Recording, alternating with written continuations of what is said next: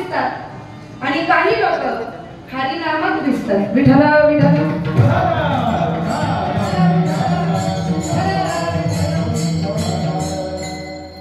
आपला हा सुंदर असा उत्सव जवळजवळ एक नाही दोन नाही 80 वर्ष आपण सरकवले असं मी म्हणणार नाही. तर 80 वर्ष आपण ही 80 वर्ष भगवंताच्या भक्तीने आपण सरवली, भक्तीत सरवली. आणि खरोखर या गावाचं रेकॉर्ड आहे आपल्या संपूर्ण परिसरामध्ये. मला आज सकाळपासून जवळजवळ खूप फोन आले की आज सरवलीला कीर्तन आहे का, आज सरवलीला कीर्तन आहे का. नाहीतर गावात कीर्तन हे कधी कधी गावातल्या लोकांना माहिती नसतं, पण सरवलीत कीर्तन हे पंचक्रोशीला माहिती आहे. हे तुमच्या सप्ताहाचं नाव आहे आणि ही तुमची पुण्याई आहे. पंचक्रोशीला माहिती, हा सरवलीतला सप्ताह बरं का, चांगला असतो बरं का, खूप जुना सप्ताह आहे, खूप उत्साह असतो बरं का माता माऊल्यांचा. आणि खरोखर इथे आल्यानंतर जशी आम्ही एंट्री केली तसे उत्साह दिसून आला. बरीच लोक जेवणाला चालली होती उत्साहात. जेवणाला सुद्धा मला असं ऐकायला मिळाले की जवळजवळ 500 ते 600 लोक एका घरी जेवणाला जातात ना. खाऊन नाही म्हणायचं नाही, सगळी जेवणाला त्या ठिकाणी प्रसाद करता चालली होती. माता माऊल्यांनी, बऱ्याचशा माता माऊल्यांनी छान अशा प्रकारे एका पॅटर्नच्या साड्या नेसलेल्या आहेत. कोण गावावरून आणल्या का? चांगली गोष्ट. यालाच उत्साह म्हणतात, यालाच उत्साह म्हणतात. जसं आपण एखाद्या कार्याला, संसारिक कार्याला जात असताना असे येडेगावळ्यासारखे जात नाही, बरोबर का नाही. जीव जीवाला भेटायला येडेगावळ्यासारखा जात नाही, तयारी करून जातो. तर आम्ही परमात्म्याला, कृष्णाला भेटायला येताना असं येडेगावळ्यासारखं यायचं नाही, तर मस्त प्रसन्न यायचं. आणि हे सगळ्या माता माऊल्यांकडून शिकण्यासारखे. एकदा यांच्या वतीने तुम्ही टाळा, नाहीतर 3000 तुम्हाला भेटणार नाही. असा खरंच उत्साह आपल्या या कार्यक्रमामध्ये आहे. 80 वर्ष झाले. आदरणीय अनेक थोरा मोठ्यांच्या आशीर्वादाने, कृपेने हा सप्ताह सुरू झाला. आणि सध्या या सप्ताहाचं जे मार्गदर्शन करतात आदरणीय परमार्थ परमस्नेही गुरुतुल्य गुरुवर्य असणारे आमचे बाळाराम महाराज सरवलीकर यांच्या गोड अशा मार्गदर्शनाने सुरू असलेला हा अखंड हरिनाम सप्ताह. आणि या सप्ताहातील आजची ही कीर्तन रूपी सेवा आदरणीय आमचे परमार्थ परमस्नेही ज्ञानेश्वर दादा मुकादम यांच्या संपर्कातून आणि समस्त ग्रामस्थ मंडळ सरवलीकर यांच्या संपर्कातून ही सेवा आमच्यापर्यंत आली. आणि या ठिकाणी सेवा करण्याचं भाग्य माझ्यासारख्या लेकीच्या पदरात पडले. विठ्ठला विठ्ठला.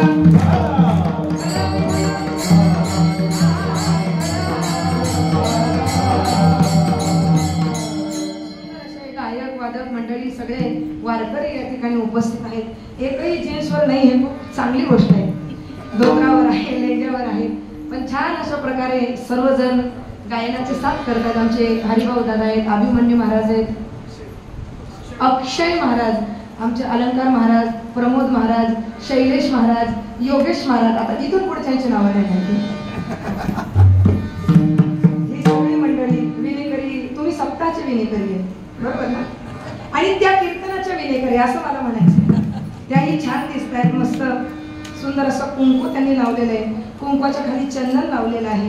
हा, आणि चंदन असो किंवा टिकली असो, पण माता माऊल्यांच्या कपाळाला कुंकू असलं पाहिजे का नाही. सुहासिनीच्या कपाळाला कुंकू असलं पाहिजे. त्यांच्याकडून टाळ्या वाजवल्या, पण तुमचं काही मत दिसलं. आता कुंकू नाही राहिलं, आता कुंकू जेला. म्हणून गाणं काढावं लागलं. कपालाचा कुंकू गेला तर या प्लॅस्टिकची वाजू नका. टिकली आली तर या प्लॅस्टिकची. त्यांचं काय चुकलं, काय चुकलं त्यांचं. मला तर असं वाटतं हे जे गाणी करणारे लोक आहे ना, हे समाजाचा खूप अभ्यास करतात आणि गाण्यांच्या माध्यमातून ते काहीतरी चांगला बोध संदेश आपल्याला देतात. अर्थात सगळीच गाणी तशी नसतात, पण काही काही घेण्यासारखे, म्हणजे घेण्यासारखं आहे ते आम्ही घेतलंच पाहिजे. कुंकू कपाळाला पाहिजे आणि थोडासा मोठा लावत जा बरं का, छान असा दिसला पाहिजे. या सगळ्या माझ्या अभिनेकरी ताई गोड अशी साथ या ठिकाणी मिळते. सव्वादिनीची साथ. पायपेटी खूप वर्षानंतर मला पाहायला मिळाली. पायपेटी खूप वर्षानंतर पाहायला मिळाली आणि बाबाई गोड अशी साथ करतायत. मृदुंग, दोन्ही मृदुंगाचार्य छान अशा प्रकारे मृदुंगाची साथ या ठिकाणी देत आहेत. आणि साऊंड सिस्टीम वाले दादा, तुम्ही गोड सिस्टीम त्या ठिकाणी लावलेली आहे. त्याचप्रमाणे कॅमेरामॅन, मला माहिती नव्हतं शूटिंग होणार आहे, जरा तयारी करून आले. विठ्ठला विठ्ठला.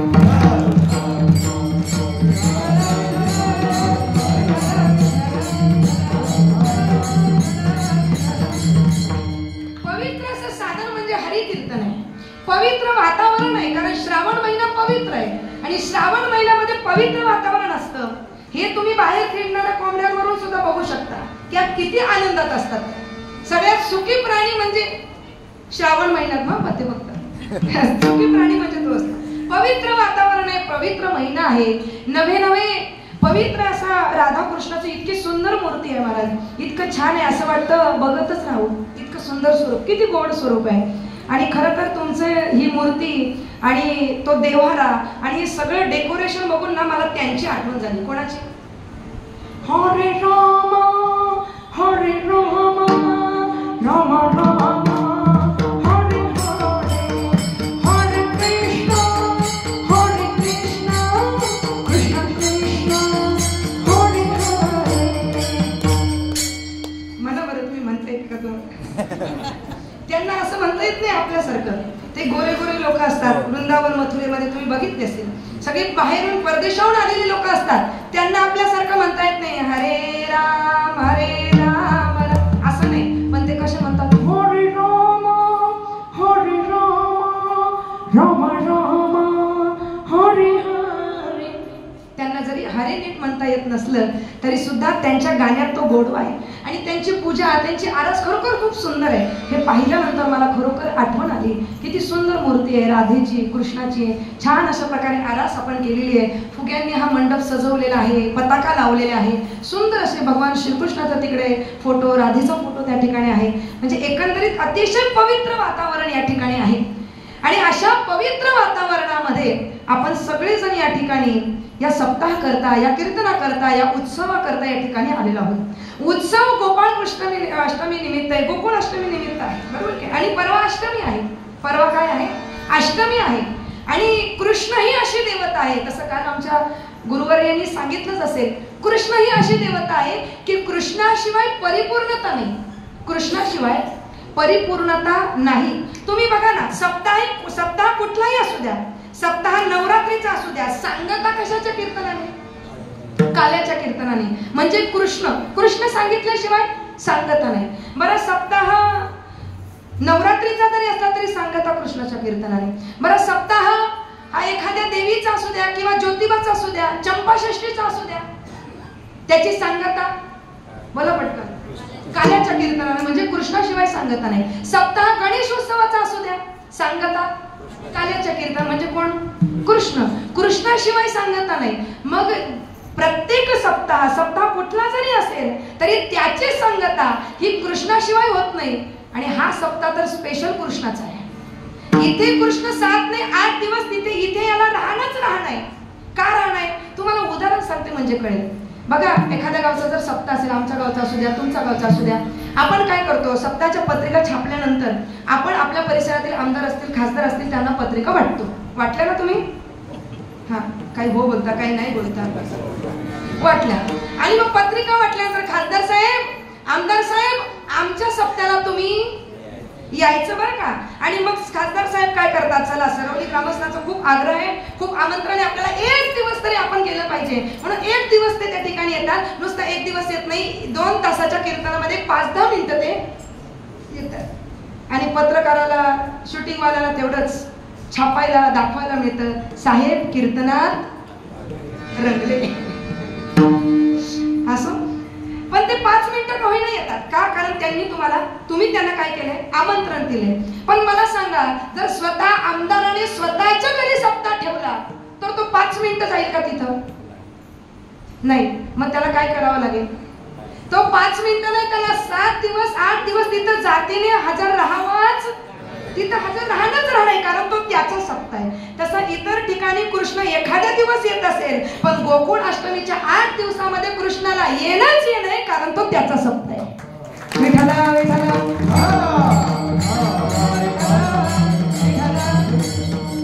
आणि कृष्णाशिवाय पावन नाही, कृष्णाशिवाय पवित्र होता येत नाही. आमच्या ज्ञानोबरांनी सांगितलं, कुळ हे पावन कृष्ण नाम, कुळ हे पावन कृष्ण नाम,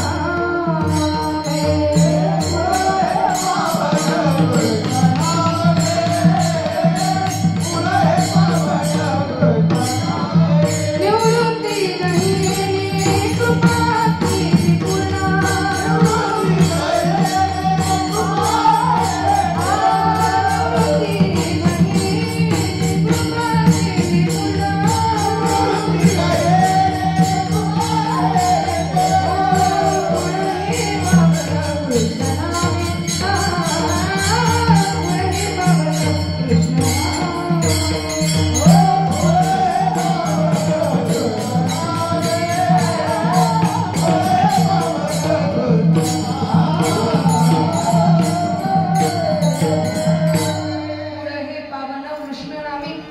कृष्णाशिवाय पवित्रता नाही, कृष्णाशिवाय मंगलता नाही. आणि म्हणून कृष्ण गरजेचा आहे. सच्चिदानंद रूपाय विश्वोत्पत्त्यादि हेतवे तापत्रय विनाशाय श्रीकृष्णाय वयं नमः. असा कृष्णाचा उत्सव. बरं, तुमच्या उत्सवाला किती वर्ष पूर्ण झाले? बोला पटकन. 80 वर्ष. म्हणजे पहिला 8 आलाय. आणि 8 या अंकाला परमार्थामध्ये फार मोठी किंमत आहे. तुम्ही बघा ना, वसू जे आहेत शास्त्रामध्ये, जे वसू सांगितले, वसूंची संख्या ती 8 सांगितली, अष्टवसू सांगितल्या.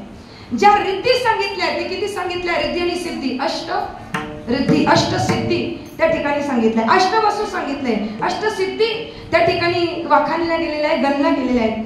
एवढंच नव्हे तर कृष्णाचा जो जन्म आहे तो कधी आहे? अष्टमीला आहे. आणि तुमचा जो सप्ताह आहे त्याला 80 वर्ष पूर्ण झाले. म्हणजे पहिला अंक कृष्णाचा तुमचा जवळचा संबंध या वर्षी तरी मला मांडता येतोय. विठ्ठला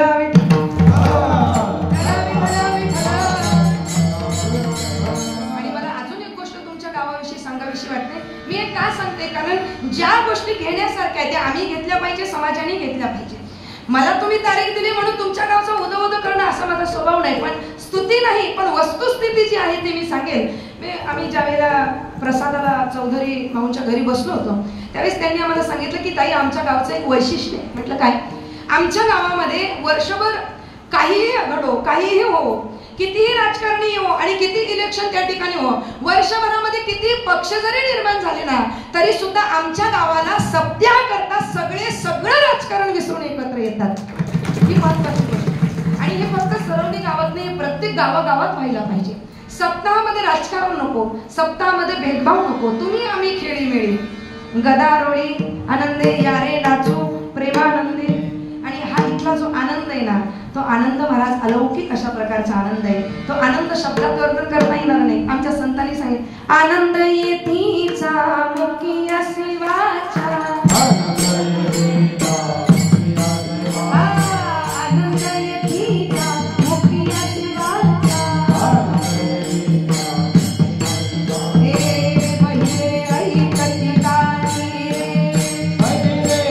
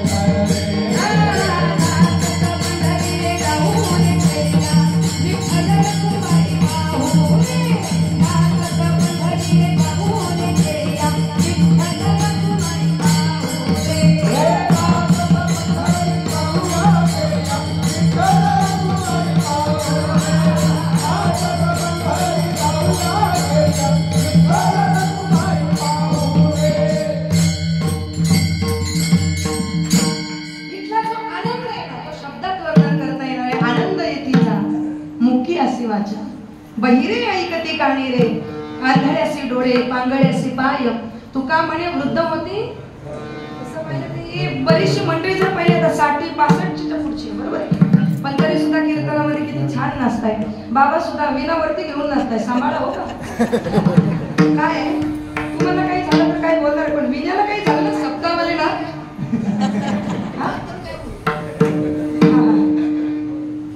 चांगली गोष्ट आहे. छान नाचतायत बाबा. हा आनंद आहे. वृद्ध होती साप्याचे तरणे नाही. जे वृद्ध आहेत ते तरुण होतात. ते शरीराने जरी तरुण होत नसले तरी मनाने हा परमार्थ आम्हाला तरुण करतो. म्हणून 80, 85, 90 वर्षाची म्हातारी वारीला अशी तुरु पळते, कारण मन तर नसतं महाराज. हा सप्ताह आम्हाला नित्य आनंद देतो. हा सप्ताह आम्हाला पवित्र करतो.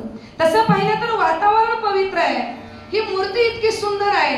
या पवित्र अशा वातावरणामध्ये, या पवित्र अशा साधनाचा अंगीकार करण्याकरता तुम्ही अपवित्र अवस्थेत येत नाही, तर तुम्ही सुद्धा सुद्धा पवित्र होऊनच येतात. येतात की नाही? दुपारी ज्यावेळेस तुम्ही झोपतात, झोपल्यानंतर हरिपाठाला जर यायचं असलं तर तुम्ही उठून सुटून हरिपाठाला येतात का लगेच? नाही. काय करतात? अगोदर स्नान करतात. स्नान झालं की चांगला स्वच्छ ड्रेस घालायचा, नवीन कपडा घालायचा, हा वापरलेला तो नसावा, मग तो घालणार आणि मग तो येणार. म्हणजे साधन पवित्रच आहे. कीर्तन हे साधन ऑलरेडी पवित्र आहे. मंदिर ही जागा, हे स्थळ ऑलरेडी पवित्र आहे. या पवित्र अशा साधनाचा, पवित्र अशा स्थळी येत असताना आम्ही पवित्र होऊन येतो. मग काहींच्या मनामध्ये प्रश्न निर्माण होईल, का हो महाराज एवढं पवित्र पवित्र पवित्र करतात, असं आमच्याकडे अपवित्र काय आहे? संतांनी सांगितलं, अपवित्र म्हणण्यापेक्षा तुम्ही पवित्र झालाच कधी? आपण जन्मापासूनच अपवित्र आहोत. माणसाचा जन्म अपवित्र आहे, नाही नाही, माणसाचं मरण सुद्धा अपवित्र आहे. विठ्ठल विठ्ठल.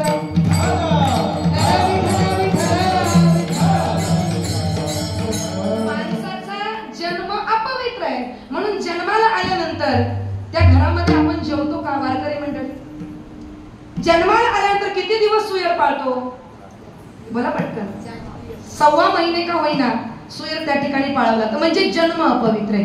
नुसता जन्म नाही, माणसाचं मरण सुद्धा अपवित्र आहे. म्हणून मेल्यानंतर सुद्धा त्या देहाला, ज्या देहाशी आपण बोललेलो असतो, चाललेलो असतो, त्याच्यासोबत खाल्लेलं असतं, तो गेल्यानंतर त्याच्या बॉडीला ज्यावेळेस आम्ही स्मशानभूमीत जाळून येतो, जाळून आल्या आल्या, आता तो मित्र होता, त्याला जाळून आल्यानंतर सुद्धा आम्ही काय करतो? घरात लगेच प्रवेश करतो का? नाही. तर आमची माता माऊली म्हणते बाहेरच थांबा, स्नान करा, अगोदर काय व्हा? बोला पटकन. पवित्र व्हा, म्हणजे शुद्ध व्हा आणि मग आतमध्ये या.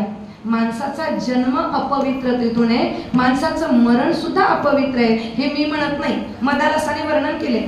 हा देह नाशिवंत मळमुत्राचा बाधा,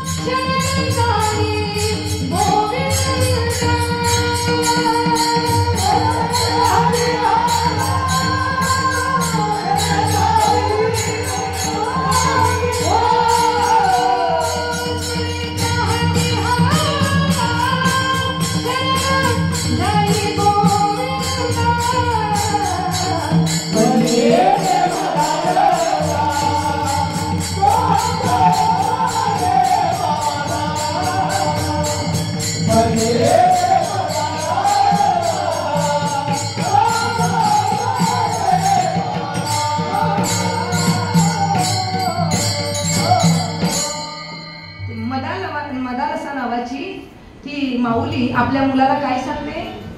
काय सांगते? काय सांगते आपल्या मुलाला? जंगली रमी पे आओ ना महाराज, असं सांगते का? आईने मुलाला काय सांगितलं पाहिजे? ती मदालसा नावाची स्त्री आपल्या मुलाला सांगते, बाबा रे, लहान मुले ते पाळण्यात आहे, त्याला सांगते, हा देह नाशिवंत मळमुत्राचा वादा, वरी चर्म घातले कृमी कीटकाचा साधा, रव रव दुर्गंधी रे अमंगळ तिचा पादा, ए स्मरित हरिहरा शरण जाई गोविंदा, हरी दे मदालसा सोहम रे बाळा. आमच्या संस्कृतीने, आमच्या शास्त्राने, आमच्या संतांनी काही नाही दिलं आपल्याला. आपल्याला वेगळं पाहायची गरजच नाही. मुलाला कसं झोपवावं हे सुद्धा आमच्या संतांनी सांगितलं. कसं झोपवावं मुलाला? अंगाई गीत गाऊन जो जो जो जो जो जो म्हणून झोपवावं. नाहीतर आजकालच्या आया देतात फोन लावून नसतं ऐकत ऐकत झोप. मग त्यालाही फोनची सवय लागते. तो थोडा मोठा झाला की जेवायला सुद्धा फोन मागतो. तेवढी सिरियल किंवा ती मालिका लावल्याशिवाय, ते कार्टून लावल्याशिवाय मी जेवणार नाही. मग एखाद्या आईला जर आम्ही म्हटलं ना, आई बर का मुलाकडे मोबाईल देत जाऊ, माझ्या मुलाकडे नाही बरं का, इकडे बघतोय म्हणून म्हटलं. आईला जर म्हटलं ना मुलाकडे मोबाईल देत जाऊ नका, तर आई म्हणते माझा मुलगा ना मोबाईल शिवाय जेवतच. पोराला मारण्याच्या अगोदर ना आईला अगोदर सांगितलं पाहिजे. का नाही जेवत तो? तुम्ही तशी सवय लावली आहे. तुम्ही जशी ओली माती आहे, जशी वळवाल तशी ती वळते. बरोबर की नाही? ओली माती आहे, जशी वळवाल तशी ती वळते. म्हणून वारकऱ्याच्या मुलाला माळ घालताना वारकऱ्याने अजिबात विचार करायचा नाही. फक्त मुलालाच नाही, मुलीला माळ घालताना पण वारकऱ्याने विचार करायचा अजिबात नाही. मुलीला सुद्धा माळ घालायची. मग वारकरी आहोत ना आपण. मग काही काही लोक म्हणतात नको ना मुलीच्या गळ्यात माळ, मग तिचं पुढं कसं होईल? मग ती लग्न. अहो तुम्ही पांडुरंगाचे दास आहात. तुमच्या मुलीची जबाबदारी तुमची नाहीच. त्या मुलीच्या गळ्यात जर माळ घातली ना, तर तुमच्या मुलीची जबाबदारी तुमची नाही, ती पांडुरंगाची होते. आणि तो पांडुरंग जबाबदारी घेतो. आणि मुली माळकरी झाल्या ना, लक्षात घ्या मुलांना होणंच आहे. कारण सध्या मार्केट आहे, त्याच्यामुळे मुलांना होणंच आहे. पण तुम्ही घाला बिंदास, काही हरकत नाही. कधी कधी वारकरी सुद्धा म्हणतात नको ना पोराचा जीव काला मारण्याचा. म्हणजे न खाता जीव काय होत असतो? मरत असतो. काय विचार आहे, दिव्य विचार आपले. मग वारकऱ्याने तरी हा विचार करू नये. एखाद्या दुसऱ्या माणसाने विचार केला तर ठीक आहे, पण कमीत कमी वारकऱ्याने तरी आपल्या मुलाबाळांना जन्माला घातल्यानंतर लगेच त्या ठिकाणी 5वीला महिन्याला त्या ठिकाणी माळ घातलीच पाहिजे. विठाला विठाला.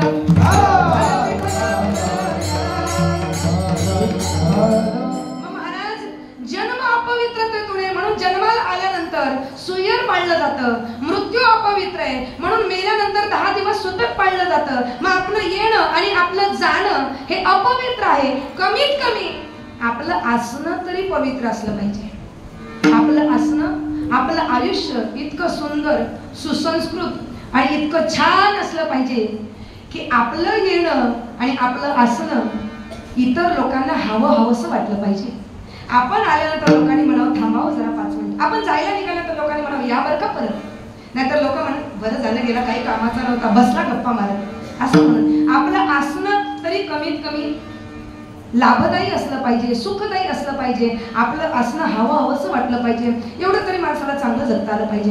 मग माणसाकडे, मनुष्याकडे अपवित्रता येते.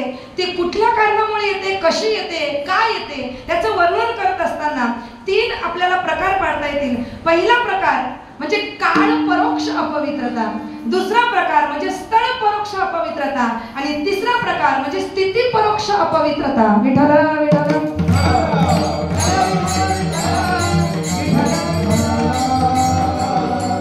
किती झाले? 10.5.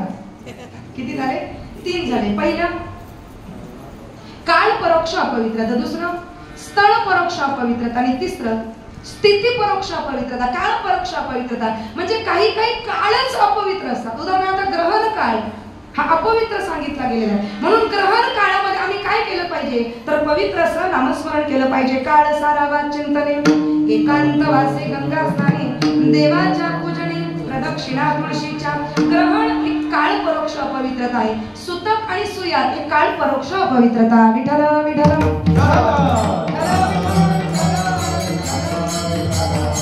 दुसरी गोष्ट स्थिती परोक्ष अपवित्रता. आता स्थिती परोक्षाची स्थळ परोक्ष अपवित्रता. स्थळ परोक्षाची अपवित्रता आहे ती कधी आणि कशामुळे येते, म्हणजे एखाद्या स्थळाला गेल्यानंतर आपल्याला अपवित्रता प्राप्त होत असते. उदाहरण सांगायचं झालं तर ज्या ठिकाणी अभक्ष शिजवलं जातं आणि ज्या ठिकाणी अभक्ष भक्षण केलं जातं त्या स्थळाला अपवित्रता प्राप्त होत असते. म्हणून आमची जी वारकरी मंडळी आहे, सात्विक विचाराने जगणारी मंडळी आहे, ही कुठेही जेवत नाही. म्हणून लोक म्हणतात तुम्ही इकडं का नाही जेवत, तुम्ही तिकडं. ती कुठे का जेवत नाही, कारण ही अपवित्रतेचं भाग आणि ही सांभाळावी लागते आम्हाला. स्थळाला अपवित्रता प्राप्त होते. ज्या ठिकाणी ज्या किचन मध्ये अभक्ष कापलं जातं त्या ठिकाणी अपवित्रता त्या स्थळाला आपोआप निर्माण होते, करायची गरज नाही. म्हणून हल्दीच्या ठिकाणी, लग्न कार्याच्या ठिकाणी किंवा अपवित्र अशा स्थळी जिथं अभक्ष भक्षण केलं जातं, अभक्ष कापलं जातं, जिथं मारहाण होते, त्या दुकानावर, त्या स्थळावर, त्या जागेवर अपवित्र आपोआप नांदते. पण हे आपल्याला कळत नाही महाराज. म्हणून हल्दीच्या लग्नाच्या ठिकाणी मी हात जोडून विनंती करेल आपल्या समाजाला. आज आपला समाज तसं पाहिलं तर भक्तीच्या आणि भावाच्या दृष्टिकोनात परमार्थ वाढीस लागलेला आहे आपल्या परिसरामध्ये. मला आनंद वाटतो सांगायला, सध्या संपूर्ण महाराष्ट्रामध्ये जेवढे कीर्तन होत नाही ना, तेवढे कीर्तन एका भिवंडी तालुक्यामध्ये होतात. हे तुमच्या तालुक्याचं वैशिष्ट्य. भले माळकरी कमी असतील, पण सध्या सगळ्यात जास्त रेकॉर्ड भिवंडीमध्ये चालले. आणि हे आम्ही अनुभवतो. 2-2, 3-3 दिवसाला आम्ही इकडेच असतो, म्हणून माहिती. म्हणजे आपण भक्तीच्या, भावाच्या, परमार्थाच्या दृष्टिकोनामध्ये आपली वाटचाल खूप छान चालली आहे. पण मी हात जोडून आपल्या समाजाला विनंती करेन की आता काही ज्या गोष्टी आहेत त्या आम्ही टाळल्या पाहिजे. उदाहरणार्थ शुभ विवाह काय, त्या विवाहाला 16 संस्कारापैकी एक संस्कार आहे, तो शुभ विवाह आम्ही म्हणत असतो. आणि लग्नपत्रिकेमध्ये आम्ही टाकत असतो की या मंगल प्रसंगी, या शुभ प्रसंगी वधूवरांना आशीर्वाद देण्याकरता आपण उपस्थित राहावं ही विनंती. म्हणजे तो प्रसंग मंगल आहे, तो प्रसंग पवित्र आहे, तो प्रसंग शुभ आहे. पण त्या प्रसंगाला जर आम्ही प्राण्यांना कापत असो आणि तिथं रक्ताचे पाठच्या पाठ वाहत असतील तर तो प्रसंग शुभ कसा राहील याचा विचार आम्ही कुठेतरी केला पाहिजे. एरवी आम्ही वागतो तसं वागू नये. ज्यावेळेस सगळ्या गोष्टी एकत्रित येतात त्यावेळेला आम्ही या गोष्टींचा विचार नक्कीच केला पाहिजे आणि हळूहळू ही गोष्ट केली पाहिजे. अजून दुसरी महत्वाची गोष्ट सांगेल, कधी कधी लोकांच्या मनात नसतं, बरोबर की नाही, पण काय म्हणतात माहिती का ते, की आमच्या मनात नाही जो करायचं, पण सोयरे नाराज होती. काय म्हणतात सोयरे? कधी कधी तर मला वाईट वाटतं, ज्यांच्या गळ्यात माळ आहे ते सुद्धा मुलीच्या लग्नाला अभक्ष शिजवतात. तिच्या हल्दी त्यांच्या त्या मांसाहारामध्ये होतात आणि त्यांचं टिपिकल वाक्य, पोरीचा संसार वाचवायचा आहे, नाही का? अहो तुम्ही माळकरी आहात, कमीत कमी आयुष्यभर केलेली साधना, आयुष्यभर केलेली वारी, आयुष्यभर केलेला परमार्थ एका सोयऱ्याचं मन राखण्याकरता वयाला घालू नका. विठ्ठल विठ्ठल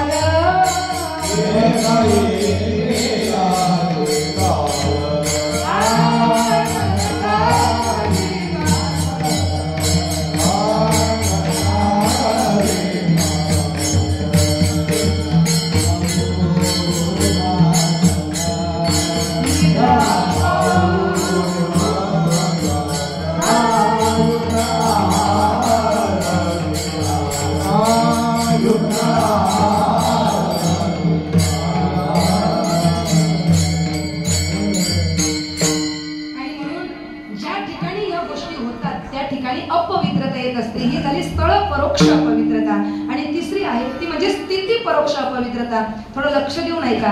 महिला वर्ग ज्यावेळेस 4 दिवसामध्ये, महिन्यातील 4 दिवसामध्ये मासिक धर्मामध्ये, मासिक रजो धर्मामध्ये असतात त्यावेळेस ती स्थिती परोक्ष आलेली अपवित्रता आहे. स्त्री संग करणं, शयन शौचादी कार्य करणं ही स्थिती परोक्ष आलेली अपवित्रता आहे. मग अशा अनेक अपवित्रता आपल्यामध्ये नांदत असतात. मग या शारीरिक अपवित्रता झाल्या आणि या शारीरिक अपवित्रतेला दूर करण्याकरता शास्त्राने काही उपाय सांगितले, काही मार्ग सांगितले.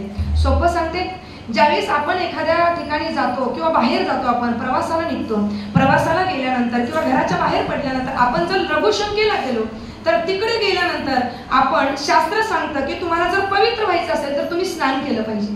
काय केलं पाहिजे? आता सांगा मला, किती लोक स्नान करतात दिवसातून? नाही करत. स्नान केलं पाहिजे हे सांगितले, पण शास्त्राने मग तुम्हाला स्नान करणं जमत नाही ना, मग अजून थोडा सोपा उपाय सांगितला. बरं ठीक आहे, स्नान नका करू, कमीत कमी तुम्ही हातपाय तरी धुतले पाहिजे.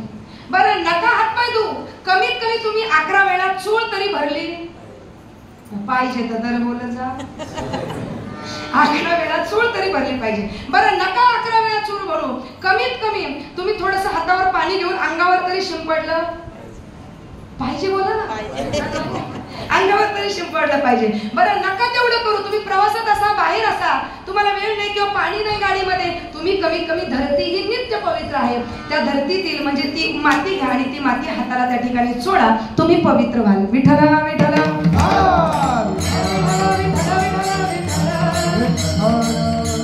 म्हणजे शास्त्राने सोपे सोपे सोपे सोपे उपाय मला सांगितले. ही झाली देहाची अपवित्रा. पण कधी कधी आम्ही देहाने अपवित्र असतो, एवढंच नाही मनाने सुद्धा अपवित्र असतो. संत सांगतात, शास्त्र सांगतं, एक वेळ तुम्ही तनाने अपवित्र असले तरी चालेल, पण भजन जर केलं तर तुम्ही आपोआप पवित्र व्हाल. म्हणून भजनाकरता कुठल्याही प्रकारचा नियम नाही, भजनाकरता कुठल्याही प्रकारचे अडथळे नाही. उदाहरण सांगायचं झालं तर आम्ही वारीमध्ये स्नान करतो का? नाही करत, तर डायरेक्ट सकाळी उठून चालायला लागतो आणि काकडा करतो. मी फक्त वारीतला म्हणते, सप्त्यातला म्हणत. वारीमध्ये कधी कधी अशी परिस्थिती असते, अगोदरच्या रात्री जिथे झोपलेलो असतो तिथं पाण्याची व्यवस्था नसते आणि सकाळी उठून उठा जागे वारे उठा पांडुरंगा प्रभात समर्थ. कोणाला उठवतो? कोणाला उठवतो? देवाला. कसे उठवतो? बिना आंघोळीशी उठवतो की नाही? मग आमचं शास्त्र, आमचे संत सांगतात, एक वेळ तुम्ही तनाने अपवित्र असले तरी चालेल, पण तुम्ही मनाने पवित्र पाहिजे. कारण परमार्थामध्ये तनाच्या पवित्रतेपेक्षा मनाची पवित्रता ही अत्यंत महत्वाची आहे, समजली आहे. म्हणून मनाची कधी कधी आम्ही शरीराने नाम घेत असतो, तोंडाने नाम घेत असतो, पण चित्त मन मात्र दुसरीकडेच असतं. आता शरीराने बरीच लोक या ठिकाणी बसले, पण मनामध्ये विचार चालले, गॅस खालून बंद करून आले, हा स्वयंपाक झाकून तर ठेवला ना व्यवस्थित, इथं आले पण घरी काय चाललं असेल, टीव्ही बंद केली असेल काय, बाबू आला असेल की काय, जेवला असेल की नाही. बरं, आता ही बाई 10:30 वाजले, किती वाजता संपवते? शरीराने बसले, पण मन कुठे? आमच्या संतांनी सांगितलं, नाम घेता आहे वैखरी चित्त धावे विषयावरी कैसे होत आहे स्मरण स्मरणा माझी विस्मरण. म्हणून दोन्ही गोष्टी गरजेच्या आहेत. तनाची पवित्रताही गरजेची आहे आणि इथं बसल्यानंतर मनाची पवित्रताही गरजेची आहे. मग तुकोबाराया सांगा ना आम्हाला, या दोन्हीही पवित्रता जर आम्हाला एकाच वेळी साधायच्या असतील तर आम्ही काय करू? नवे नवे तुम्ही काय केलं? तुम्ही कसे पवित्र झाले? तुकोबारांनी सांगितलं अभंगाच्या प्रथम चरण, पवित्र होईना चरित्र उच्चारे, पवित्र होईना चरित्र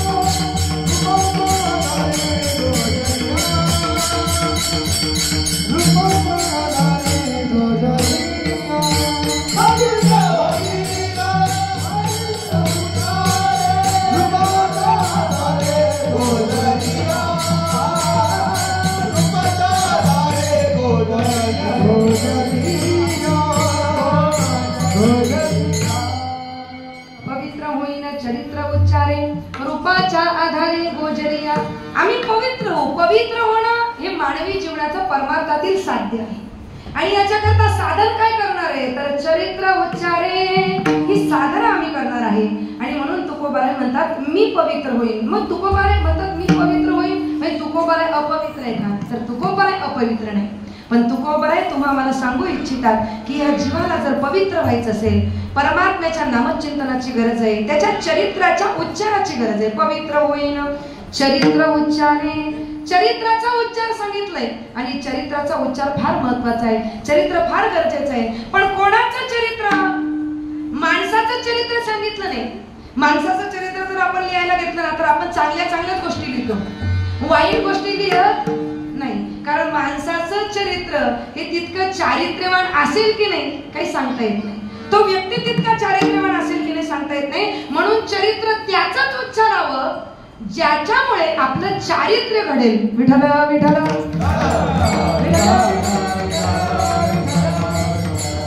आणि असं दिव्य चरित्र फक्त आणि फक्त परमात्म्याचं आहे. भगवान श्रीकृष्ण स्वतः गीतेमध्ये म्हणतात, काय म्हणतात की जन्म कर्म च मे दिव्यम एवं यो वेत्ति तत्त्वतः. माझा जन्म पवित्र आहे हे अर्जुना. माझा जन्म पवित्र असल्या कारणामुळे माझं कर्म म्हणजे माझं चरित्र सुद्धा त्या ठिकाणी पवित्र आहे. म्हणून एखादा अपवित्र जरी असेल तरी परमात्म्याच्या नामाचं चिंतन करणं, परमात्म्याचं स्मरण करणं त्याला पवित्र करत असतं. याचं वर्णन करताना फार गोड म्हटलंय, ओम अपवित्रं पवित्रं वा सर्वावस्थां गतोऽपि वा यत्स्मरत् पुण्डरीकाक्षं सबाह्यभ्यंतर शुचिः. परमात्म्याचं चरित्र पावन आहे. नवे जे चरित्र त्याने केलं त्याला लीला असं म्हणतात. आणि त्या लीला ज्या होत्या ना त्या दुसऱ्याला त्रास देण्याकरता नव्हता, तर त्या खोड्या त्याच्यामध्ये सुद्धा त्याच्यामध्ये समोरच्याचा अहंकार दूर करण्याकरता त्या खोड्या होत्या. म्हणून त्याच्या लीला शास्त्राने गायल्या, नवे शास्त्राने त्याची खोडी सुद्धा गायली, कारण त्या खोडीमध्ये सुद्धा गोडी होती. विठ्ठल विठ्ठल.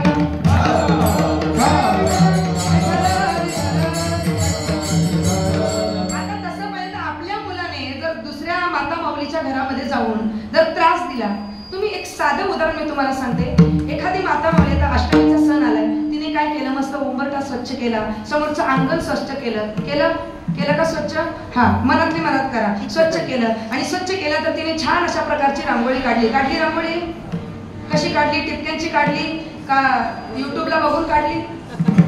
बरं, रांगोळी काढली सगळ्यांनी. रांगोळी काढल्यानंतर काय झालं, शेजारचीच पोरगं आलं आणि त्याने ती सुंदर रांगोळी बघितली. आणि सुंदर रांगोळी बघितल्यानंतर त्याने काय केलं?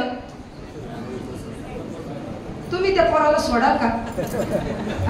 अख्ख्या गावभर गोंगाटलं. तो पोरगा असा असाय तसा. अहो, आमच्या कृष्णाने हे केलं तरी सुद्धा शास्त्राने नवलपणाने लिहून ठेवलं.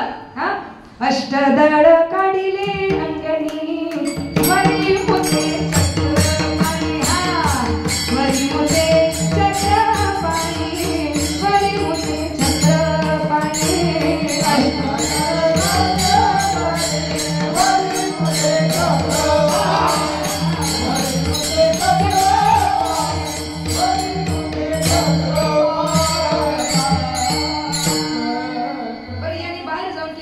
घरी पण बरंच त्यांनी केलं. काय करायचं, एक दिवस त्याने घरातल्या घरात करायला सुरुवात केली. काय केलं, बाहेर तर दूध लोणी चोरत होतात, घरात एक दिवस त्याने विचार केला की आता घरात केली पाहिजे कोणी काहीतरी. म्हणून काय केलं, एक दिवस घरामध्ये एक सेपरेट रूम होती. पूर्वीच्या काळामध्ये, जुन्या काळामध्ये सेपरेट रूम असायची. कशा करता? मेकअप करता नाही, कशा करता? ते दही दूध लोणी तूप ठेवण्याकरता ती सेपरेट रूम होती. त्याच्यामध्ये हा गेला आणि हात गेल्यानंतर तिथे त्या ठिकाणी त्या डेऱ्यामध्ये हात घातला आणि हात घालून दही खाण्याकरता ते हात घातला त्याने. तर त्या खोलीमध्ये आरसा लावलेला होता. काय लावलेला होता? आरसा. आता कृष्णाने पहिल्यांदा आरसा बघितला. आपण दिवसातून 17 वेळा आरसा बघतो, तरी सुद्धा हाय तसेच. काही लोक सकाळी उठल्या व्हॉट्सअप झालं का लगेच आरसा बघतात. उठल्या कधी स्वतःचा चेहरा आरशात बघायचा नाही. म्हणून लक्षात घ्या, काही लोकांना तो उठल्या इतकी उत्सुकता असते. इतकी उत्सुकता कशाची? कोणी मेसेज टाकले व्हॉट्सअप, याची उत्सुकता. इंस्टाग्रामवर कोणी रील्स टाकली, अरे तेवढी उत्सुकता जर देवाच्या नामस्मरणात ठेवली, ज्ञानेश्वरी वाचण्यात ठेवली, तर परमात्मा आपल्याला भेट देईल. विठाला विठाला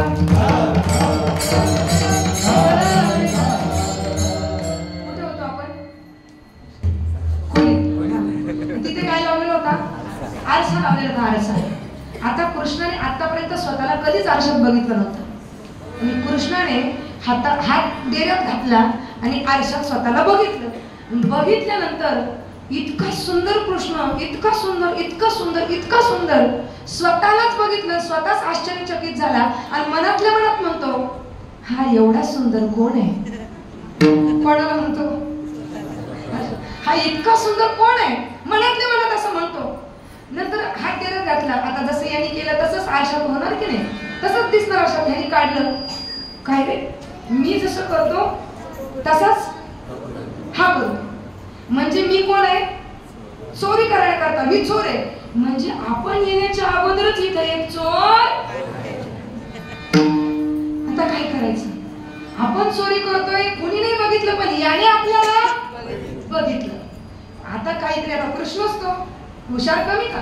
आताची मुलं एवढी हुशार का? कृष्ण किती हुशार असेल? तो त्याला म्हणतो, कोणाला? आरशात त्याला म्हणतो, हे बघ, मला माहिती, कळलं मला, तू चोरी करायला आलाय, मी पण चोरी करायला आलोय. म्हणजे मी चोर आणि तू चोर. चोर मावस भाऊ असतात.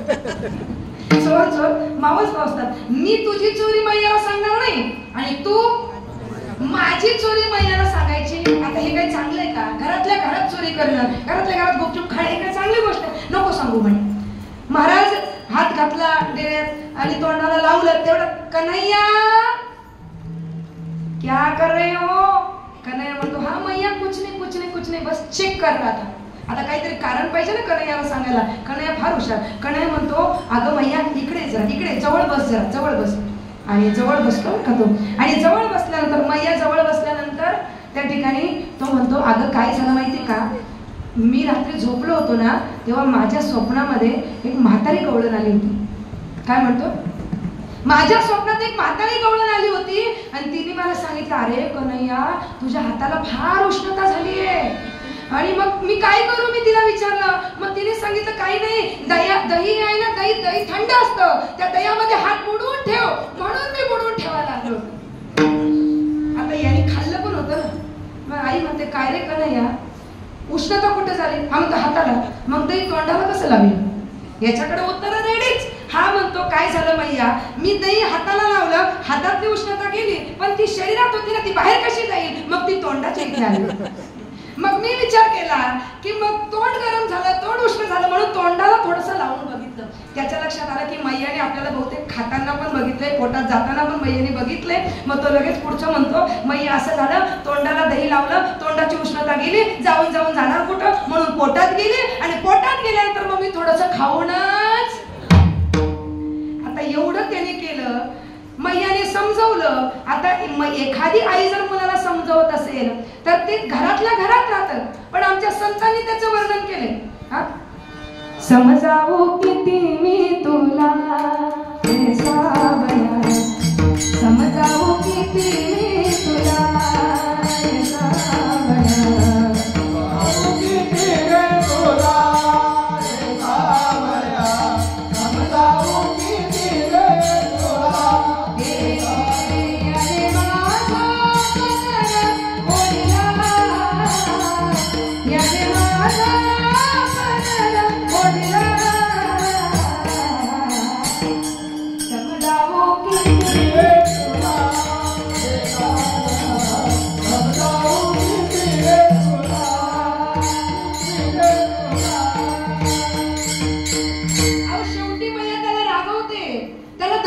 धमकी देते.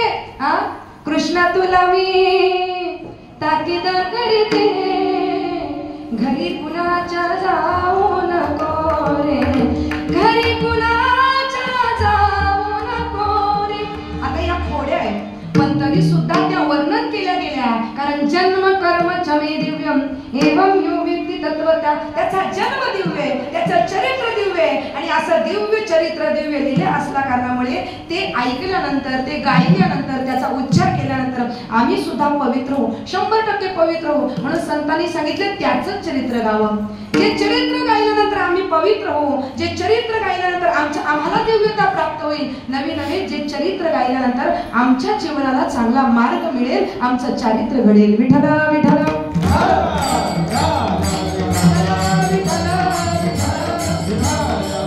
आता चरित्र म्हणजे काय? चरित्र म्हणजे लीला. आणि लीला म्हणजे काय? सोप्या भाषेत सांगायचं तर कीर्तन. बरं का?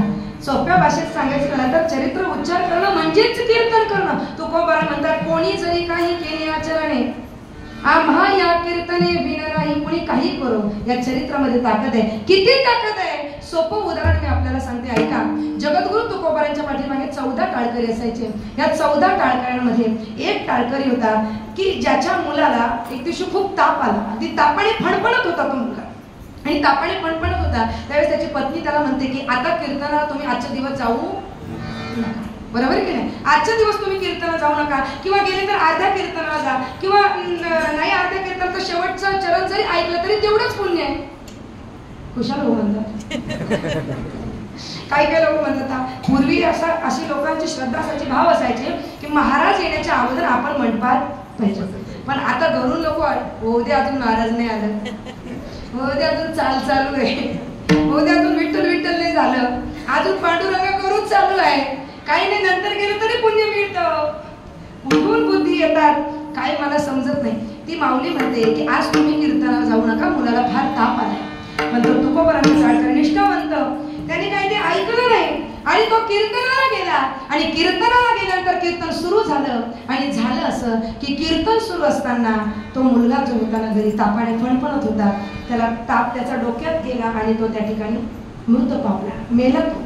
आणि मेल्यानंतर आता त्या माऊलीने, त्या बाईने, त्या स्त्रीने काय केलं? त्या मुलाचा तो देह घेतला, ते प्रेत घेतलं आणि कीर्तन चालू असले आता तुकोबारांच्या समोर त्या ठिकाणी आणून ठेवलं. आणि ती माऊली त्या ठिकाणी रडत बसली. आणि ते पाहिल्यानंतर माझे तुकोबारा विचार करतायत, पांडुरंग परमात्म्याला प्रार्थना करतायत की देवा तुझं चरित्र गात होतो, तुझ्या चरित्राचा उच्चार करत होतो, कीर्तन करत होतो.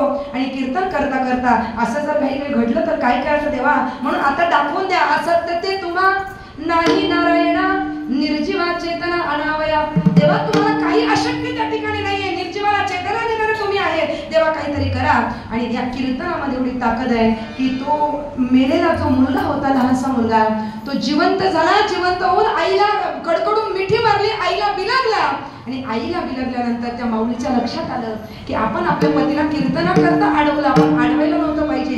ती माऊली त्या मुलाला घेऊन तुकोबारांच्या जवळ गेली, तुकोबारांच्या स्वतः पाया पडली, मस्तक टेकवलं, मुलाचं मस्तक टेकवलं. आणि ती माऊली हात जोडून म्हणते की कदाचित मी जर याला एखाद्या वैद्याकडे घेऊन गेली असती तर माझा मुलगा वाचला असता की राहिला असता मला माहिती नाही, पण या ठिकाणी मी माझ्या मुलाला घेऊन आले. आणि खरोखर धन्य आहे तुमचं हे कीर्तन, धन्य या परमात्म्याचं चरित्र की जेणेकरून निर्जीव प्राणरहित माझ्या मुलाच्या अंतकरणात प्राण संचरित झाला. याच्या पुढे कधीही मी कीर्तनाला नाही म्हणणार नाही, नेहमी मी कीर्तन जात जाईल. एवढी ताकद या चरित्रामध्ये त्या ठिकाणी आहे. म्हणून तुकोबारा म्हणतात असं जे चरित्र आहे ते चरित्र मी उच्चारण करेल, पवित्र होईन. चरित्र उच्चारेल. बरं कसं उच्चारण करेल? रूपाच्या आधारे गोजरिया. गोजरिया परमात्म्याचं रूप आहे. परमात्म्याचं रूप, परमात्म्याचं असणं दिसणं सुंदर आहे महाराज. आणि म्हणून आम्ही रूपाच्या आधाराने त्या परमात्म्याचं चरित्र गाऊ. का रूपाच्या आधाराने गाऊ? कारण परमात्म्याच्या निर्गुण स्वरूपाचं किंवा परमात्म्यापर्यंत पोहोचण्याची बुद्धी आमच्याकडे नाही. ती बुद्धी कुठेतरी अपुरी पडते. अभंगाच्या दुसऱ्या चरणात अपुरी ते बुद्धी, अपुरी ते बुद्धी, अपुरी ते बुद्धी,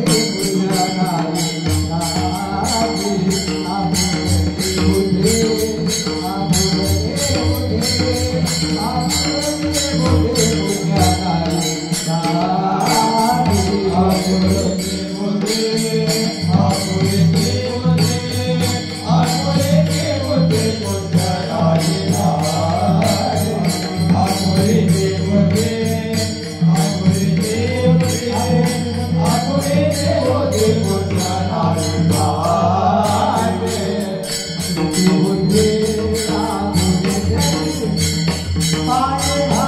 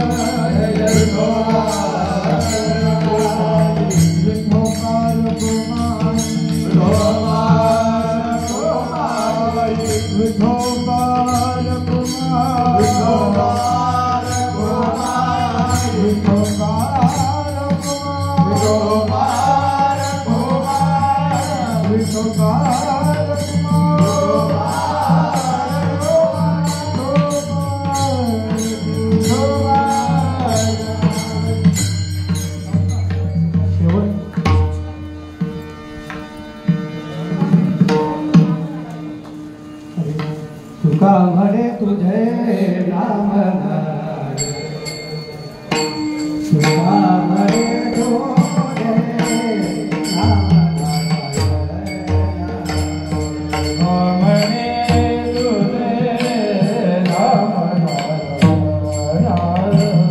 तुका म्हणे तुझे नाम विना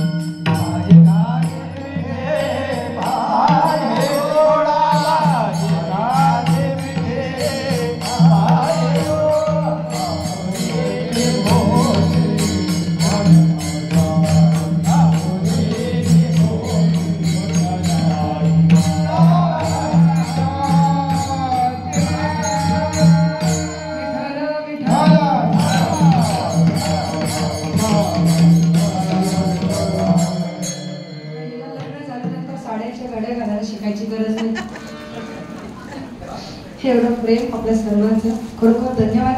चरित्र शास्त्राने गायलं, चरित्र देवाचं पुराणांनी गायलं, चरित्र व्यासांनी गायलं, नवे चरित्र शुकदेवांनी गायलं. ज्या शुकदेवांना कधी स्त्रीचा स्पर्श नाही, जे शुकदेव जन्माच्या प्रसंगी जे त्या ठिकाणी ब्राह्मणाचे पोर एका खेळासी निघाले, कापत कापत बाहेरी आले, ते नागवेची पळून गेलेले, अशी ज्यांची परिस्थिती, ज्यांचं वर्णन करताना म्हटलंय यम प्रव्रजन्तमनुपेतमपेत कृत्यं त्वयिपायनो विरह कातराजुहाव पुत्रेति तन्मयतया तरवोऽभिनेदोस् तं सर्वभूतहृदयं मुनिमानतोऽस्मि. असं ज्यांचं वर्णन केलंय ते मात्र व्यासांनी कृष्णाचं वर्णन केलं आणि ते बोलले. एवढे चरित्रामध्ये दाखल आहे.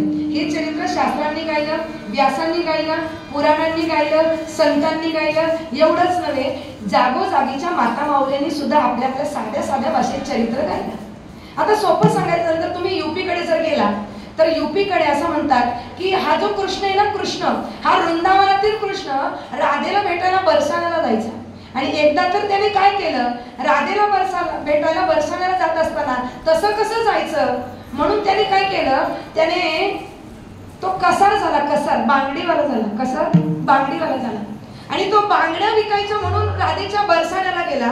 तिकडे असं गाणं बोलतात, म्हणजे त्या माता माऊल्या जसं आपल्याकडे माता माऊल्या फेर धरून बोलतात तसं तिकडे बोलतात. काय बोलतात, मनिहारी का भेस बनाया, मनिहारी का भेस बनाया, श्याम चूड़ी बेचने आया, श्याम चूड़ी बेचने आया, श्याम चूड़ी बेचने आया, चोली काटे धरी चूड़ी भरी, चोली काटे धरी उसमें चूड़ी भरी, गलियों में शोर मचाया, श्याम चूड़ी बेचने आया, मनिहारी का भेस बनाया, श्याम चूड़ी बेचने आया, श्याम चूड़ी बेचने आया, श्याम चूड़ी बेचने आया. मनिहारी म्हणजे काय, कसार. कसार माहितीये ना, आता कसार कमी झाला कारण बांगड्या भरणारच राहिले नाही. कसार तो बांगडीवाला झाला आणि श्याम चुडी बेचणे. आता जसं तिकडच्या माऊलीने गायलं असं आपल्या महाराष्ट्रामध्ये तोच कृष्ण विठुरायाचं रूप घेऊन आला. आणि म्हणून आमच्या माता माऊलीने सुद्धा गायलं. काय गायलं, माता माऊल्या जुन्या म्हणायच्या, कोणाला माहिती असेल, जेवढ्या लुगड्यावाला किती जर हातवर करा बरं, आहेत ना, एकच वाटतं अख्ख्या गावात, वाचल्या का काय. हा, या लुगड्यावाला माहिती असेल. या लुगड्यावाला म्हणायच्या कृष्ण जसा बांगडीवाला झाला ना तसा तोच कृष्ण विटेवर उभा राहिला. म्हणून त्या म्हणतात, विठूने मारीला टोला चेंडूबाई गगनी गेला, विठूने मारीला टोला चेंडूबाई गगनी गेला, विठूने मारीला टोला चेंडूबाई गगनी गेला, बोला बोला, विठूने मारीला टोला चेंडूबाई गगनी गेला. तुमचा आवाज आला, टोला कळतो ना, टोला. विठूने मारीला टोला चेंडूबाई गगनी गेला,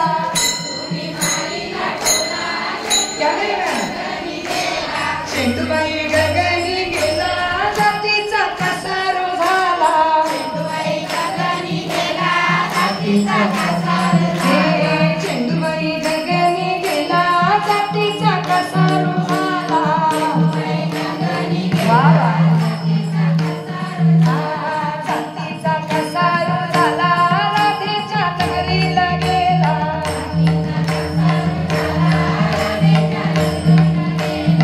जातीचा कसारू झाला, राधेच्या नगरीला गेला,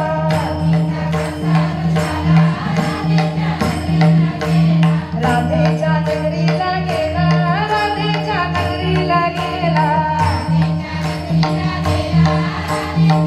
जुन्या माय बावल्या म्हणायच्या बरं का, राधेच्या नगरीला गेला आणि काय म्हणाला, चुडा भरा आया बायनो, चुडा भरा नगरी नारीनो,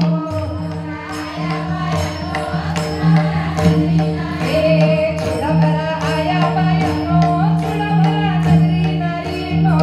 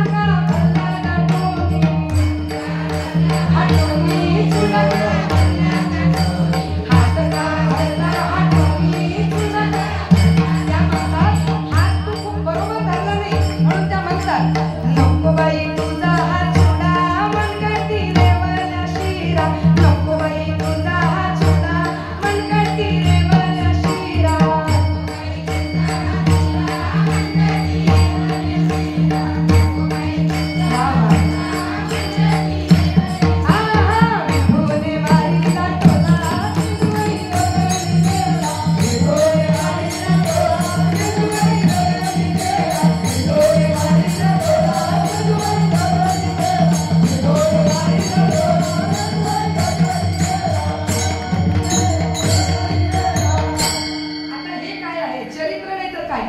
देवाचं चरित्र सांगितलं की देव राधेच्या नगरीला गेला. कशाला गेला? चुडा भरायला गेला. म्हणजे एक चरित्र फक्त शास्त्राने गायलं, संतांनी गायलं असं नाही, आमच्या माई माऊल्यांनी सुद्धा गायलं. पंढरपूरच्या विठुरायाला आळवताना सुद्धा पंढरपुरात देव माझा विठ्ठल, विठेवरी देव उभा चंद्रभागेच्या जवळ, बंधू माझा हौशी देवाला तुळशी लाविल्या अंगणात, लाविल्या अंगणात विठुरायाच्या नगरीत. आपल्याला असं वाटतं महाराज वेळेला काय जातं. अहो पण ही आमची संस्कृती आहे, ही आमची परंपरा आहे. जुन्या माई माऊल्यांना शास्त्र येत नव्हतं, जुन्या माई माऊल्यांना लिहिता वाचता येत नव्हतं. अहो पण त्यांनी मनातून देवाचं चरित्र आळवलं. हा त्यांच्या अंतःकरणातील शुद्ध भाव आहे आणि हा शुद्ध भाव देवाला आवडतो. आणि आज आम्ही आमची संस्कृती जपली पाहिजे, टिकवली पाहिजे. म्हणून माई माऊल्यानं जुनं जेवढं जेवढं तुम्हाला येतं, आता गणपती आले, सगळ्यांना जवळ बोलवायचं आणि शिकवायचं. आपल्या सुनेला शिकवायचं. आपल्या स्वतःच्या सुनेला जमत नसेल, तिच्याशी भांडण होत असेल तर शेजारच्या सुनेला पण शिकवा. ही संस्कृती पुढे गेली पाहिजे. गावाला भेटल्यानंतर गावातली भाषाच नाही बोलली पाहिजे. आज कुठेतरी संस्कृती, धर्म, परंपरा या कुठेतरी लयाला चालल्या, कोप होत चालल्या. आणि म्हणून आमच्या हिंदू धर्मावर आक्रमण होत आहेत. लक्षात घ्या, आम्ही ज्या धर्मात जन्माला आलो तो धर्म इतका पवित्र आहे महाराज. या धर्माने हिंदू धर्म म्हणजे नक्की काय हो महाराज? अहो ख्रिश्चन लोक म्हणतात आमचा येशू श्रेष्ठ आहे, मुसलमान म्हणतात अल्लाह शिवाय श्रेष्ठ कोणी नाही. पण एकटा हिंदू धर्म जगाच्या पाठीवर सांगतो की माणुसकीपेक्षा श्रेष्ठ धर्म या जगात कुठलाच नाही. अहो वसुदैव कुटुंबकम ही भावना फक्त आणि फक्त हिंदू धर्मात आहे. आणि बाकीचे जे धर्म आहे, जी परंपरा आहे, मी सांगेन तुम्हाला. बाबरी परंपरेमध्ये 4 भाऊ जन्माला आले, सुरा, दारा, मुराद आणि औरंगजेब. या औरंगजेबाने 3 भावांना मारलं, कापलं, त्यांची हत्या केली, बापाला जेलमध्ये टाकलं. आणि जेलमध्ये टाकल्यानंतर बापाला त्याचा जो लाडका सगळ्यात आवडता मुलगा होता दारा, त्याचा मुख कापून जेलमध्ये असलेल्या बापाला ते मुख थाळीमध्ये सजवून भेट म्हणून पाठवून दिलं. भावाला कापणं, मारणं ही इतकी घाणेरडी संस्कृती त्यांची आहे. आणि आम्ही 78 वर्ष झाले अशा लोकांसोबत भाईचाराच्या नावाखाली जगतोय. कधी होणार आपलं हे स्वप्न पूर्ण? कधी स्वप्न पूर्ण होणार नाही. याच्या पुढे जाऊन ऐका, शहाजहानला म्हणजे त्या औरंगजेबाने बापाला जेलमध्ये टाकलं. जेलमध्ये असणाऱ्या बापाला तो फक्त आणि फक्त दिवसाला 1 लिटर पाणी द्यायचा. ज्यावेळेस त्याच्या बापाने सांगितलं माझा पाण्याचा कोठा थोडा वाढव, त्यावेळेला तो म्हणतो जेवढं देतोय त्याच्यामध्येच तुम्ही भागून घ्या, पाण्याचा कोठा वाढणार नाही. त्यावेळेस मरता मरता तो शाहजहान म्हणतोय, काय म्हणतोय ऐका, अरे तुम अपने जिंदा बाप को जेल में डालकर पानी के लिए तरसा रहे हो, तुम अपने जिंदा बाप को जेल में डालकर पानी के लिए तरसा रहे हो, अरे तुमसे अच्छे तो वो काफिर हिंदू है जो अपने मरे हुए बाप को भी पितृपक्ष में तर्पण देते हैं. आता येईल पितृपक्ष, पुढच्या महिन्यात पितृपक्ष तर सुरू होईल. आपण गेलेल्या म्हटल्याला सुद्धा पाणी देतो. ही इतकी महान संस्कृती आपली आहे. जिवंत बापाला जेलमध्ये टाकून पाणी न देणं ही त्यांची संस्कृती आहे. जसे त्या परंपरेमध्ये 4 भाऊ जन्माला आले, ज्यांनी एकमेकांची हत्या केली, तसे आमचा धर्म आहे ना किती महान आहे सांगते मी आपल्याला. आमच्या ह्या धर्मामध्ये 4 भाऊ जन्माला आले, राम, लक्ष्मण, भरत आणि शत्रुघ्न. अरे मोठा भाऊ वनवासाला गेला म्हणून 14 वर्ष त्याच्या चरण पादुका सिंहासनावर ठेवून वर्ष राज्य करणारा, ही संस्कृती इतकी महान संस्कृती आमची आहे. आणि अशा संस्कृतीत आमचा जन्म आहे. आतापर्यंत दादा कुठल्याही हिंदू राजाने ख्रिश्चनांवर आक्रमण केली, त्यांचे चर्चेस तोडले, तिथं मंदिरं बांधली, असं कधी झालंय का? थोडं 2 मिनिटं तात बसा माझ्या माता माऊल्यानो. खूप महत्वाचा मुद्दा मी तुम्हाला सांगणार आहे. आतापर्यंत एखाद्या हिंदू राजाने चर्चेसवर आक्रमण, ख्रिश्चनांवर आक्रमण केली, त्यांचे चर्चेस तोडले, तिथं मंदिरं बांधली, असं कधी झालं नाही. आतापर्यंत एखाद्या हिंदू राजाने मुस्लिमांवर आक्रमण केली, त्यांच्या मस्जिद तोडल्या आणि तिथं मंदिरं बांधली, असं कधी झालंय का? असं कधी झालं नाही. आतापर्यंत एखाद्या हिंदू राजाने परधर्मीयांच्या माता भगिनींना त्याचा अनाचार केला, बलात्कार केला, त्यांना त्रास दिला, असं कधी झालं नाही, कधी होणार नाही. त्याचं कारण आहे दुसऱ्याला त्रास देणं आणि दुसऱ्याच्या धर्मस्थळाला हानी पोहोचवणं. हे रक्तच हिंदू माणसाच्या शरीरामध्ये नाहीये, हे रक्तच नाही. आमच्या हिंदूंचं रक्त हे आदर करणारं रक्त आहे. हे रक्त छत्रपती शिवाजी महाराजांचं रक्त आहे, हे रक्त छत्रपती संभाजी महाराजांचं रक्त आहे. मग ज्या हिंदू धर्माने कोणाचंही वाकडं केलं नाही, ज्या हिंदू धर्माने कधी कुणाला त्रास दिला नाही, आज तोच हिंदू धर्म धोक्यात आहे. आज लव जिहाद, लँड जिहाद, फूड जिहाद कितीतरी केसेस वाढत आहेत. आमच्या आया बहिणी सुरक्षित नाहीये. म्हणून जसं पूर्वीच्या काळामध्ये स्वातंत्र्याच्या अगोदर आमच्या लोकांनी, स्वदेशी लोकांनी जसं विदेशी वस्तूंवर बहिष्कार टाकणं तसं केलं होतं, ब्रिटिश वस्तूंवर बहिष्कार टाकणं तसं केलं होतं, आज तसं आम्ही करायला पाहिजे की ज्या वस्तू आम्हाला घातक आहे, आमच्या धर्माला हानी पोहोचवतात, त्याच्यावर आम्ही बहिष्कार टाकायला पाहिजे. आणि म्हणून स्त्री सुरक्षित राहील याच्याकरता मी माझ्या मुलीबाळींना सावध करेल, बरं का माता भगिनींनो. धर्म जर टिकवायचा असेल तर माता भगिनींनी सावध व्हायला पाहिजे. आपल्या मुली घराच्या बाहेर पडत असताना भले आपण परकीय व्यक्तीची नजर बदलू शकत नाही, पण आपल्या मुलीने कसं राहायचं हे आपल्या हातात आहे. मला वाईट वाटतं सांगताना, ज्यावेळेस आम्ही ट्रेनमध्ये लेडीज डब्यामध्ये बसून प्रवेश करत असतो, लेडीज असून सुद्धा एखादी मुलीकडे पाहिलं तर इतके छोटे छोटे कपडे तिचे असतात की स्त्री असून स्त्रीकडे पाहण्याची लाज वाटते. तर एखाद्या परक्याची घाणेरडी नजर तिच्याकडे जात असेल तर टाळी एका हाताने वाटत नाही, कुठेतरी आमच्या मुलीचं सुद्धा चुकतंय हे आम्ही लक्षात घेतलं पाहिजे. म्हणून दादा, आपली मुलगी घराच्या बाहेर पडत असताना ती परिपूर्ण वेशात बाहेर पडली पाहिजे. तिचं अंग कुठे दिसता कामा नये असा वेश आमचा असतो. तुम्ही बघा, परधर्मीयाच्या माता भगिनी पायाच्या नखापासून डोक्याच्या केसापर्यंत झाकलेल्या असतात आणि आमच्याच मुलीला मात्र छोटे छोटे टॉप घालायचे. मी सांगेन तुम्हाला, आपल्या मुलीला छोटे छोटे टॉप घालायला शिकवण्यापेक्षा मुलीला विचारांनी टॉप करा. ती तुमचं नाव समाजाच्या टॉपला नेल्याशिवाय राहणार नाही. पण तिला विचार द्या, तिला सांगा डॉक्टर बन, इंजिनियर बन, वकील बन, नगरसेवक बन, आमदार, खूप मोठ्या पातळीवर जा, पण धर्म सांभाळून कर. आज आमच्या मुलींना म्हटलं हातामध्ये बांगडी घाल, कपाळात थोडंसं कुंकू असू दे, तर तिला वाईट वाटतं, राग येतो. का मुलींना राग यावा? आम्ही सांगितलं पाहिजे, आईने सांगितलं पाहिजे. मला कधी कधी खूप विचार करते मी गोष्टीचा की ज्यावेळेस बाहेर आपली मुलगी, तरुण मुलगी ज्यावेळेस घराच्या बाहेर पडते त्यावेळेस आई वडिलांचे डोळे काय झाकलेले असतात का हो? आपण बघितलं पाहिजे आपल्या मुलीकडे. आज समाज सुरक्षित नाही आणि मुलींना सुद्धा, आया बहिणींना सुद्धा हात जोडून विनंती, स्वातंत्र्याच्या नावाखाली जर आज आपण स्वैराचार करत असो तर पुढच्या काही वर्षांनी पुन्हा चूल आणि मूल एवढंच आम्हाला सांभाळायला लागणार आहे. कारण घराच्या बाहेर पडल्यानंतर जर आम्ही सुरक्षित नसू तर व्यक्ती काय विचार करेल की बाबा बाहेर जाऊच नको, तू एक काम कर, चूल आणि मूल सांभाळ. मग इथे जर आम्हाला फिरून फिरून परत यायचं नसेल तर आज आम्ही शिकलं पाहिजे. मुलींना शिकवा. घराच्या बाहेर पडत असताना फक्त हातामध्ये बांगडी तर असावीच, परंतु आमच्या मुलीच्या पर्समध्ये आज चाकूची सुद्धा गरज आहे. नुसता देऊ नका, चालवायला पण शिकवा, नाही तर घेऊन जा नुसता. चालवायला मुलीला शिक्षणाच्या बरोबर कराटे क्लास लावायची सुद्धा गरज आहे. मुलगी, आपली मुलगी मोबाईलवर कोणाशी बोलते, कोणाशी चॅटिंग करते. अहो, सामान्य मुलीचं सोडा, आता 4 दिवसापूर्वी माझं कोणीतरी चुकीचं इन्स्टा आयडी ओपन करून त्याच्यावर माझे फोटो अपलोड केले. आता आम्ही काय करायचं? जर हे माझ्यासोबत होऊ शकतं तर इथं बसलेल्या कुठल्याही मुलीसोबत हे होऊ शकतं. म्हणून आम्ही सावध झालं पाहिजे. मुलीकडे मोबाईल जरूर असावा, पण तो कामासाठी दिलाय, ती कोणाशी बोलते, ती कोणाशी चॅटिंग करते हे आम्ही बघितलं पाहिजे. हे आई वडिलांचं आद्य कर्तव्य, हे मुलींना शिकवा. दुसरी गोष्ट, फक्त मुलींना शिकवा असं नाही तर घराच्या बाहेर पडल्यानंतर मुलांना सुद्धा शिकवा की जसं तू तुझ्या बहिणीची सुरक्षा करतो ना, तशी ह्या जेवढ्या माता मावल्या ज्या आहेत ना, त्यांची सुरक्षा करण्याची जबाबदारी सुद्धा दादा तुझी आहे. तुझ्या बहिणीसारख्या ते मुली आहेत, तू त्यांना सांभाळलं पाहिजे. आणि याच्याकरता मुलांना शिक्षण देणं गरजेचं आहे. मुलांच्या हृदयामध्ये, मुलांच्या रक्तामध्ये राम, कृष्ण, स्वातंत्र्यवीर सावरकरांचे विचार खेळवणं गरजेचं आहे. जाणून बुजून सांगणं गरजेचं आहे. अरे धन्य आहे ती माय जिचं नाव आहे जिजाऊ, की ज्या जिजाऊने अवघ्या 16 वर्षाच्या लेकराला, ज्याला मिशी सुद्धा फुटलेली नाहीये, त्या लेकराला सांगितलं जा शिवा आणि कोंढाणा जिंकून ये. अहो, जीवाची पर्वा केली नाही त्या माऊलीने, तर शिवबाला लढण्याकरता पाठवलं, धर्म कार्य करण्याकरता पाठवलं. आज मुलांना हे संस्कार देणं गरजेचं आहे, तरच आमचा धर्म टिकेल. मुलांना इंग्लिश मिडियमला जरूर टाका, पण त्यांना संध्याकाळी घरी आल्यानंतर शुभम करोती शिकवा. मुलींना रामरक्षा शिकवा, हनुमान चालीसा शिकवा. याच्यामध्ये ती ताकद आहे, मंत्रांमध्ये ती शक्ती आहे की जी आम्हाला संरक्षण देऊ शकते. कारण जेव्हा कोणी नसतं त्यावेळेला आम्हाला स्वतःचं संरक्षण करायला लागतं. आणि म्हणून ते आम्ही शिक्षण दिलं पाहिजे मुलाबाळांना. हे संस्कार, ही परंपरा, ही संस्कृती, हा सप्ताह, हे उत्सव टिकले पाहिजे. अरे गली गली में ऐलान होना चाहिए, हर मंदिर में राम होना चाहिए, इतना तो इंतजाम होना चाहिए साहब कि मिले जब किसी से तो हमारे मुख में जय श्री राम होना चाहिए, जय श्री राम होना चाहिए. भारत माता की जय, भवानी जय, श्री राम, ज्ञानेश्वर माऊली, ज्ञानराज माऊली तुकाराम.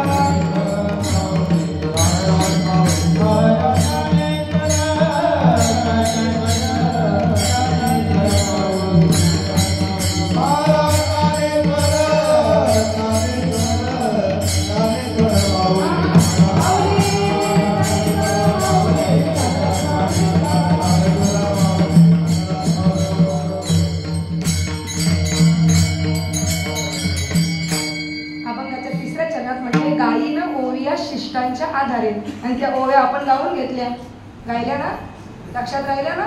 काय टोला ओ गायीनं ओविया शिष्टांच्या आधारे, ज्या ओव्या जनाबाईने गायल्या त्याच ओव्या आमच्या माई माऊल्यांनी सुद्धा केल्या, आणि ही संस्कृती आम्ही टिकवली पाहिजे. गायीनं ओविया शिष्टांच्या आधारे, सारी न विचारे आयुष्या, तुका म्हणे तुझे नाम नारायणा, ठेवी न मी मना आपुलिया, देवा तुझं नाम मनामध्ये ठेवी, तुझ्या चरित्राचा उच्चार करेल आणि मी पवित्र होईल. आणि म्हणून ते चरित्र कोणाचं गावं? राम आणि कृष्ण यांचं चरित्र विशेषत्वाने गायला सांगितलंय, आणि ते चरित्र गाण्याकरता आज आपण या ठिकाणी कीर्तनाकरता आम्हाला आमंत्रित केलं. खरोखर खूप खूप धन्यवाद आपल्या सगळ्यांचे, सर्व गायक वादक सर्व मंडळी सगळ्यांचे आभार.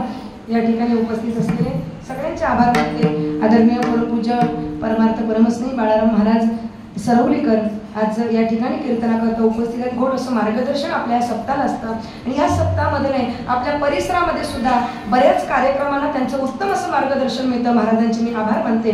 त्याचप्रमाणे ज्यांनी या ठिकाणी कार्यक्रमाकरता मला आमंत्रण दिलं, आमचे ज्ञानेश्वर दादा मुकादम, त्यांचे या ठिकाणी आभार. मृदुंगाचार्य महाराज, बाबा पेटी मास्तर, आपले या ठिकाणी आभार. विनेकरीताई, काही टेन्शन आहे तुम्हाला? विनेकरीताई छान दिसतात तुम्ही, फोटो काढून घ्या, स्टेटसला ठेवायला कामाला. तुमचे आभार. त्याचप्रमाणे साऊंड सिस्टीमवाले दादा, तुमचे पण आभार. कॅमेरेमॅन, तुमचे पण आभार. दोन्ही कॅमेरे तुमचेच आहे का? हां, तुमचे आभार. आणि मोबाईलवर शूटिंग करणारे बाबा, तुम्ही पण मोठे कॅमेरेमॅन आहात, तुमचे पण या ठिकाणी आभार. त्याचप्रमाणे ही सर्व वारकरी मंडळी त्यांचे आभार. उपस्थित असलेले बसलेले सर्व महाराज मंडळी त्यांचे या ठिकाणी आभार. आमचे कन्हैया महाराज या ठिकाणी आलेले आहेत, त्यांचे आभार. त्याचं नाव घेतलं तर घरी जाईपर्यंत कटकट करेल म्हणून आमच्या सोबत आलेले आमचे बंधू अलंकार महाराज जमदरे, त्याचप्रमाणे आमच्या ताई, त्यांच्या सौभाग्यवती आराध्याताई, आमच्या सोबत आलेले आमचे अतुल भाऊ भगत यांचे या ठिकाणी आभार. आणि या परिसरातील उपस्थित असलेल्या सर्व वारकरी टाळकरी माता भगिनी, माझ्यावर प्रेम करणाऱ्या पंढरपूरलाही मला भेटल्या होत्या, आणि पंढरपूरलाही मला बरंच काय दिलं होतं. पण तुम्ही काळजी करू नका, सगळ्या साडी मी वापरते, विकत नाही बरं का. काही लोकांना वाटतं महाराजांना एवढे येतात, विकतात का काय, पण नाही, तुम्ही प्रेमाने दिलेलं आहे. 100ची असू द्या, 200ची असू द्या, पण मी वापरणार. म्हणजे आता बरं वाटलं असं नाही, फक्त साडी नेसून आलं तर कोणी म्हणू नका ही मीच दिली होती ना. तुकाराम